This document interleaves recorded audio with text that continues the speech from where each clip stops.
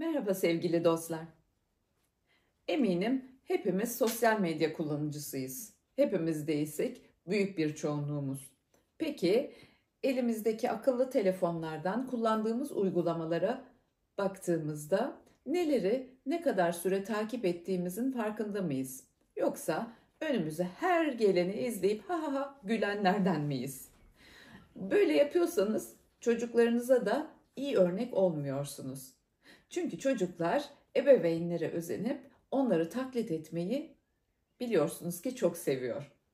Sizler eğer seçici değilseniz, sizler eğer iyi bir sosyal medya takipçisi, kullanıcısı değilseniz çocuklarınız da öyle olacaktır.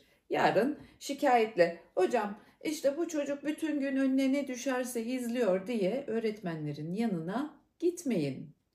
İğneyi kendinize, çuvaldızı çocuklarınıza batırın. Şöyle anlatayım isterseniz. Sosyal medyada herkes artık içerik üreticisi. Hangisi doğru, hangisi yanlış karar vermek çok zor. Önümüze gelen her şeyi ciddiye alıp izlemek ve her izlediğimiz şeye bir anlam yüklemek de yanlış.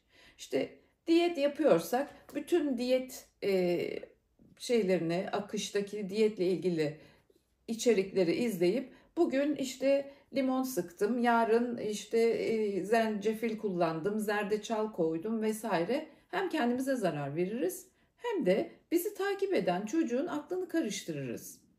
Bizler seçici olmalıyız. Bizler iyi örnek olmalıyız. Önümüze her düşen görüntüyü izleyip her düşen görüntüye kendimizi kaptırıp doğruluğundan emin olmadan uygulamaya geçmemeliyiz. Çocuklara iyi bir medya, sosyal medya eğitimi vermemiz gerekir. Ama önce kendimizden başlamalıyız.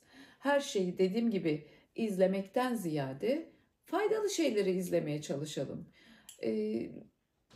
İçerik üreticilerinin her şeyini de bu da saçma yapılan şeyleri izliyoruz arkadaşlar. Ben çok özellikle dikkatimi çekiyor.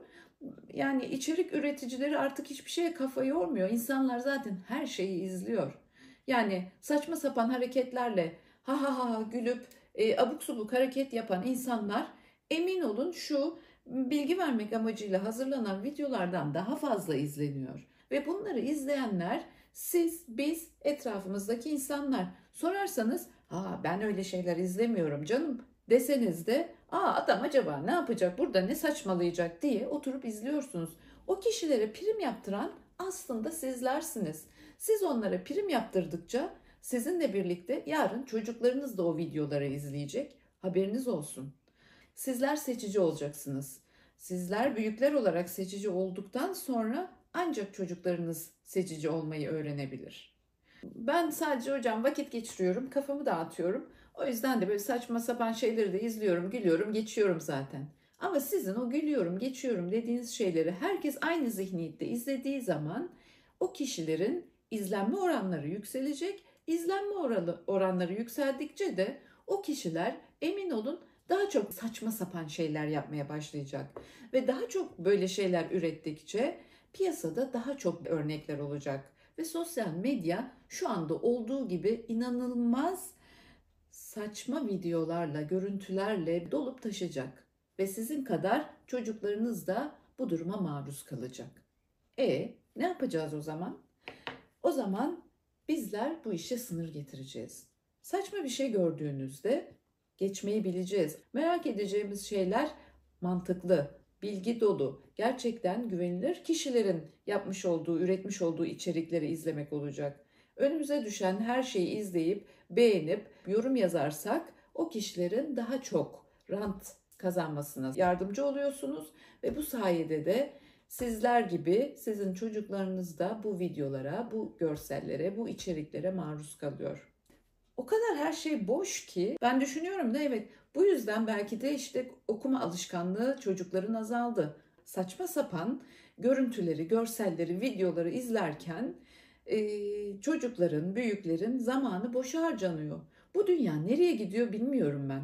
Gerçekten bu içerikleri üretenler kadar izleyenler de aynı şekilde suçlu bence. Biz izleyenler zamanımızı kaybedip, zamanımızı boşa harcayıp öğrenebileceğimiz bilgiler, yapabileceğimiz çok daha güzel işler varken onu izleyerek zamanımızı öldürüyoruz. Çocuklarımızın zamanını öldürmelerine göz yumuyoruz. Bilgiye karşı bu kadar düşman olmak niye? Ben bunu anlamıyorum. Neden? İnsanlar artık basit düşünüyor, basit şeylerle uğraşıyor. O yüzden okuduğunu anlamayan bir nesil var. O yüzden izlediğini anlamayan bir nesil var. Çünkü izlenilen bir şey yok, anlaşılacak bir şey yok, kafa yoracak bir şey yok. Kafamızı yoracak bir şey olmaması, mantıklı şeyler olmaması çok acı. Yani durup düşünüp ya yıllar boyunca insanlar neler bulmuş, neler üretmiş, neler yapmış. Baktığınızda üreten, buluş yapan, kafa yoran insanlar hiç böyle şeylerle uğraşmıyor. Ben daha önce size anlatmıştım. Bilgisayarlarla uğraşan kişilerin çocuklarını nasıl ortamlarda büyüttüğünü anlatmıştım bir videomda size. Bir dönüp o videoya bakarsanız aslında bizlerin çocuklarımızı bu hale getirmekteki tek suçlular olduğunu anlayacaksınız. Şapkanızı çıkartın, bugün önünüze koyun ve çocuklarınızın niye böyle olduğunun suçunu biraz da kendinizde arayın. Sadece bu içeriği üretenler değil, arz talep meselesi. Eğer siz talep ediyorsanız size bunu sunar insanlar. Emek edip bir şeyler hazırlayan insanları izlemiyorsanız yarın o içerikleri üretenler de artık kimseyi bilgilendirmek için, bir şeyler öğretmek için emek edip o videoları artık hazırlamayacaklar ya da o görselleri, o yazıları hazırlamayacaklar demek. Bu ne demek? Cehalet gittikçe daha da büyüyecek. Bugün büyüdüğü gibi teknoloji had safhada, yapay zekalar ortalıkta cirit atıyor ama insanlar gittikçe cahilleşiyor, bilgisizleşiyor, beyinler gittikçe köreliyor. Bunu bu hale getiren bizleriz. Tıpkı hani eskiden edebiyat derslerinde anlatırdık işte Araba Sevdası romanını işlerken işte Batı'nın kötü yönlerini örnek alıp eğer kendimize taşırsak işte durum böyle olur. Özenti olmak böyle bir şey diyorduk ya hani o kitabı anlatırken. Şimdi de öyle. İşte Batı'nın kötü yönlerini, teknolojinin kötü yönlerini, kullanılmaması gereken yönlerini kendimize alıp kullanıyoruz. Öyle olanları teşvik ediyoruz, tasvip ediyoruz, onaylıyoruz ve daha çok cahilleşmek, bilgisizleşmek, daha çok saçma sapan içerikleri izlemek için kendimizin zamanını heba edip harcıyoruz. Çocuklarımızınkini de harcamak için yol açıyoruz. Sonra da niye böyle olduk? Çocuklarımız neden böyle oldu diye serzenişte bulunuyoruz.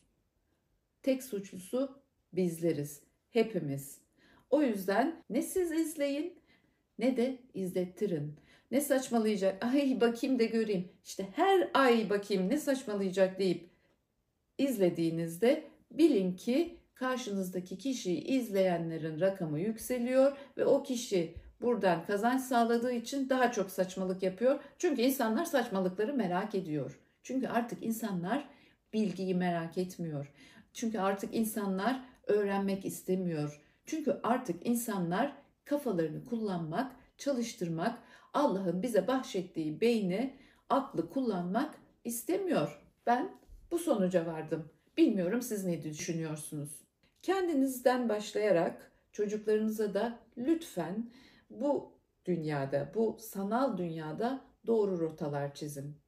Lütfen izleyeceğiniz konularda, videolarda, resimlerde, okuyacağınız yazılarda yapılan her tür, üretilen her tür içerikte seçici olmak gerektiğini lütfen önce sonra siz öğrenin, sonra çocuklarınıza öğretin.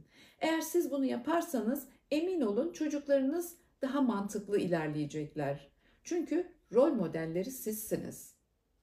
Benim size tavsiyem sosyal medyada ya da internette çocuklarınızın gezintisini engellemek istiyorsanız öğretmenlere gidip aman hocam çocuğum da şöyle internette siz söyleyin de bunları yapmasın demek yerine önce sizler örnek olun.